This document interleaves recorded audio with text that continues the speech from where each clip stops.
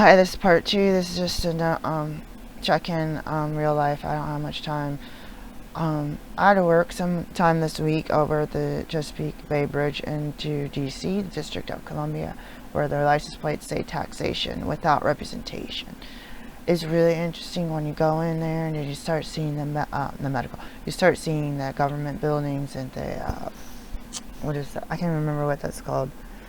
The big tower thing. It's in Washington. Washington Monument. And I didn't see the water this time, but we were right in the midst. We were driving around, no U-turns, one-way streets. So I literally had to get my stuff to get out of the car, get to my appointment at WeWork.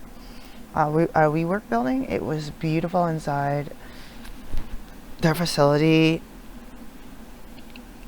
We couldn't find a parking garage, but it was beautiful inside the facility, and I just feel like it's a milestone for me. I've set everything up, my licensure, my because I don't live there, my manager, resident, or I just call it resident, and agent, registered agent. I need to set one up in Washington State too, but I've set it up in 2 places that I don't live, because I have an office and a home in the 2 other places, so I can get my mail or anything kind of parcel delivery by the state if need be. And it's really exciting for me, and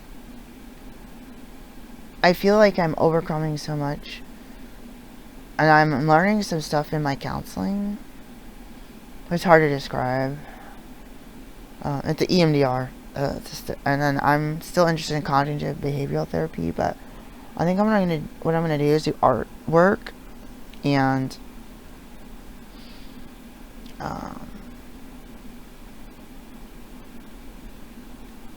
just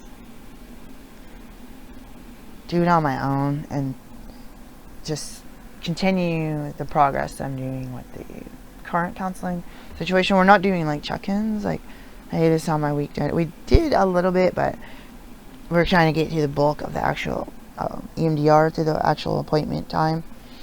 My partner was reminding me how diverse DC is and how different it is, and there's so many people working everywhere, so many security guards in the building that we were in. There was some mix-up in the building that was a little confusing. I had tried to suggest going on a day that we didn't have an appointment, but it all worked out, and things aren't perfect at all. But I'm really grateful we got back in one piece, and I'm pretty tired. In appointment 1, I mentioned that there's a storm Debby coming. It's dark. I feel like it's kind of dissipating because I think we're still getting the bands. We've been getting the rain and stuff all week. So I want to keep you guys posted on that. And I wanted to briefly just touch on and get you guys stirring your wheels and your brain and your mind, your gears and stuff on preparation for storms, even if you're like not in the place where there's hurricanes and tornadoes. There's been hurricanes and tornadoes here. I watched out the window, hurricane here, and started knocking trees over. It was a mess. We got blocked into our street, and my partner went out with a saw to cut the tree. So your water could go out. So water, clean water, containers in case you had to go walk somewhere and get water. Do you have weight boots? I was like, we need to get an inflatable boat with 2 sets of oars. Like, I wasn't kidding. I was like, I'm going to store it right behind here where those chairs are. That way don't sit on, because I think they need to be fixed. The chairs, I have a spot for them. We don't have a garage or anything here, but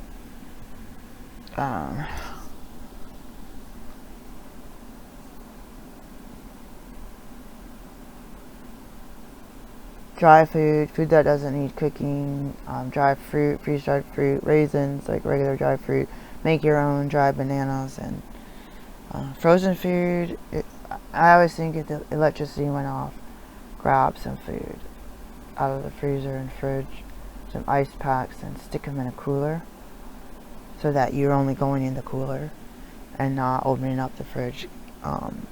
If there's a disaster and your place floods or it crumbles or the roof blows off, then you need to be able to flee with a to-go bag or a go bag, with or without fleeing.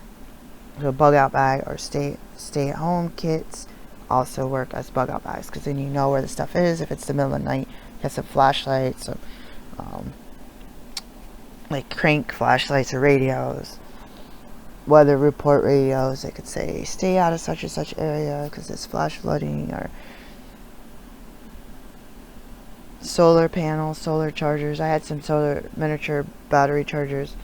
Solar won't work in the middle of the night. It might not work when it's cloudy, depending on what you have. Battery packs, small ones, bigger ones.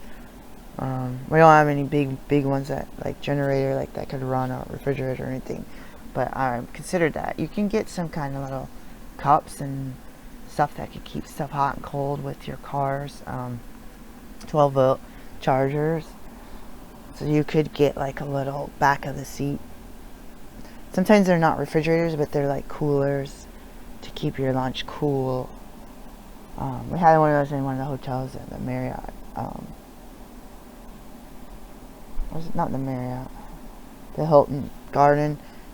I was like, my food is not staying cold. They're like, that's just a cooler. I'm like, it looks like a refrigerator. Like, so they actually brought me a refrigerator. Set it up so I could keep my food cold. So I went to the store and bought a bunch of vegetables. I was only there for less than 24 hours, but it is what it is there. Peace, guys. I gotta go.